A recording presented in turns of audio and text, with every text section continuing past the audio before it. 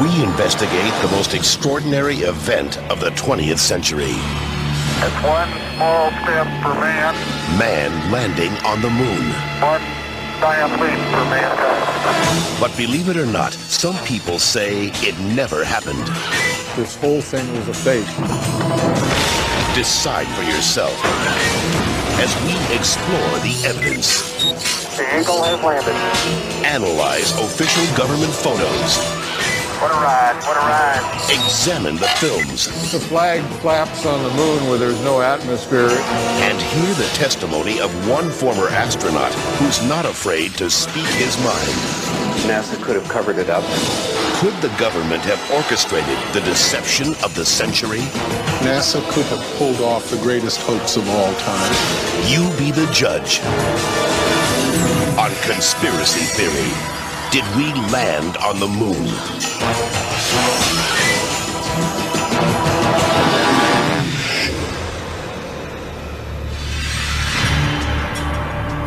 On July 16th, 1969, America held its breath.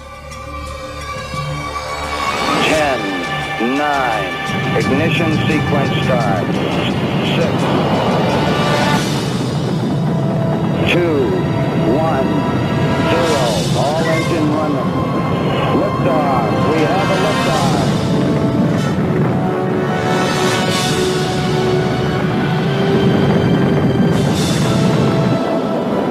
Apollo 11 blasted into space, beginning its 250,000-mile journey to the moon.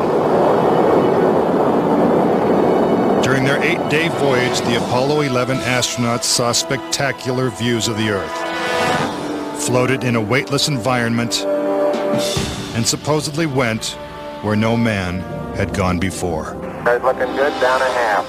Lights on, picking up some dust. 4 forward, drift into the right a little. Contact light. Okay, engine stop. We copy you down, Eagle. Houston, Tranquility Base here. The Eagle has landed. But did it? Did they really land on the moon? Most of us think so. Millions of people watched on television as the lunar lander touched down, and these unforgettable words were spoken. It's one small step for man.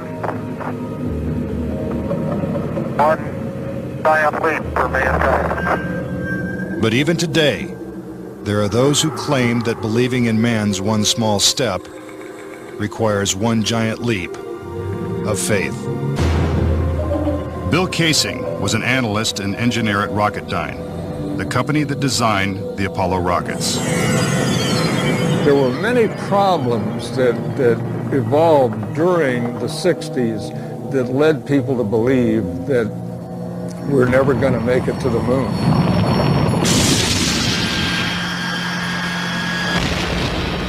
Three decades ago, when the world watched Apollo's lunar landings, Bill Casing was watching too. But what he saw on television, combined with his experiences at Rocketdyne, made him a skeptic. The whole thing then seemed phony to me. I think it was an intuitive feeling that what was being shown was not real.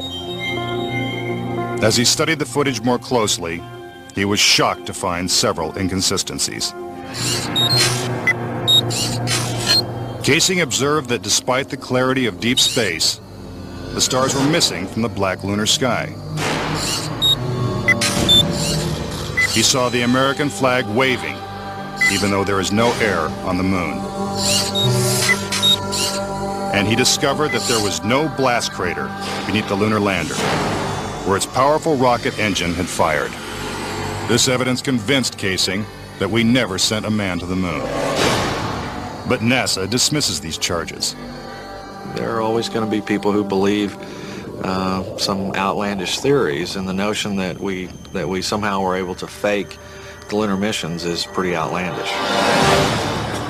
As outlandish as it might seem, it has been estimated that as many as 20% of Americans believe we never went to the moon. But how could anyone think that one of the greatest moments in human history is a hoax? Is it really possible that NASA deceived the world? According to a former astronaut, it's entirely possible. Regarding the Apollo mission, I can't say 100% for sure whether these men walked on the moon. Brian O'Leary was a NASA astronaut in the 1960s and served as a science advisor during the Apollo moon missions. It's possible that NASA could have covered it up just in order to cut corners and to be the first to allegedly go to the moon. Was getting to the moon first so important that our government would consider faking it?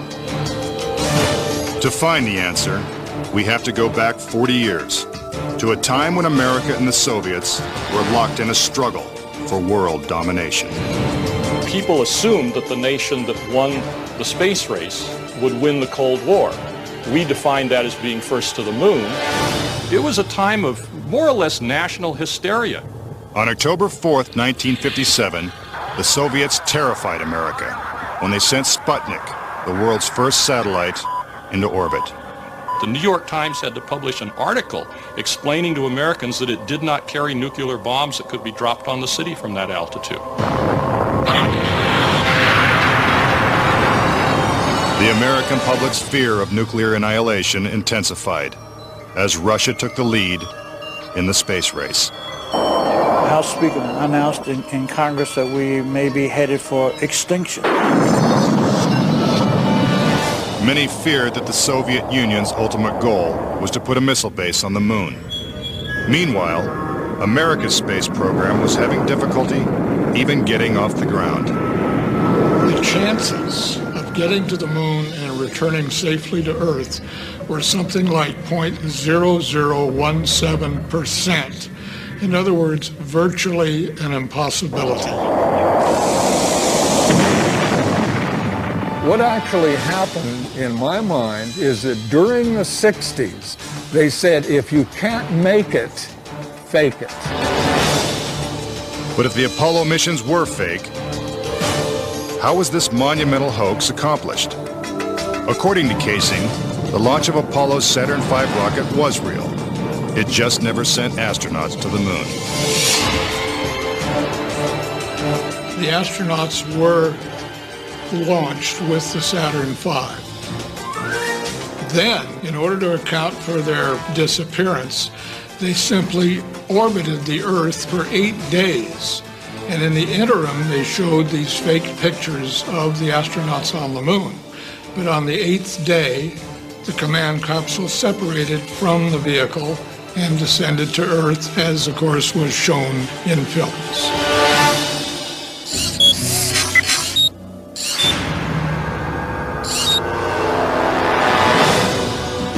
This theory inspired the 1978 movie Capricorn 1, in which the government attempts to fool the world by faking a mission to Mars. We do not claim this planet in the name of America. We claim it in the name of all the people of the planet Earth. The Apollo footage is strikingly similar to the scenes in Capricorn 1. Producer Paul Lazarus suggests that the film's plotline could be more fact than fiction. I believe, had they wanted to, that NASA could indeed have pulled off the greatest hoax of all time, never sent anyone to the moon, and recreated it in a television studio.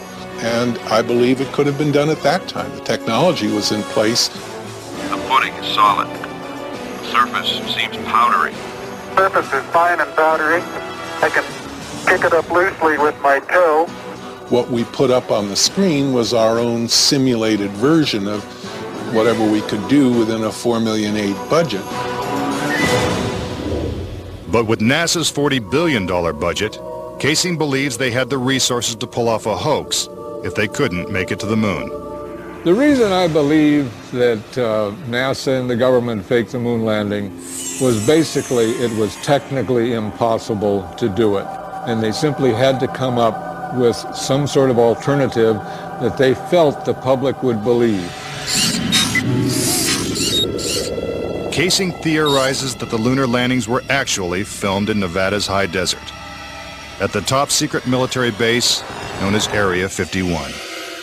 Area 51 is one of the most heavily guarded facilities in the United States. If you went in, and tried to get some information, you could be shot and killed without any warning. Russian spy satellite photos of Area 51 reveal not only a series of hangars that resemble movie sound stages, but also barren moon-like areas which coincidentally are covered with craters. Compare this photo of a lunar crater allegedly taken from the moon's orbit by Apollo 10 with this satellite photo of a crater at Area 51. Even astronauts acknowledge the similarity of the terrain. It has a stark beauty all its own. It's like much of the high desert of the United States. Could billions of people really have been fooled into thinking the Nevada desert was the moon? Casing believes it's possible, and maybe the real reason Area 51 is so heavily guarded. This is a very secret base, and with good reason, because undoubtedly the moon sets are still there. And if they are, no one's getting a look at them anytime soon. Up next. Tranquility Base here. If the lunar module landed with 10,000 pounds of thrust, why is there no blast crater? Plus, was this footprint really made on the moon? And later, 10 astronauts die under strange circumstances. How far could the conspiracy reach? Find out when Conspiracy Theory returns.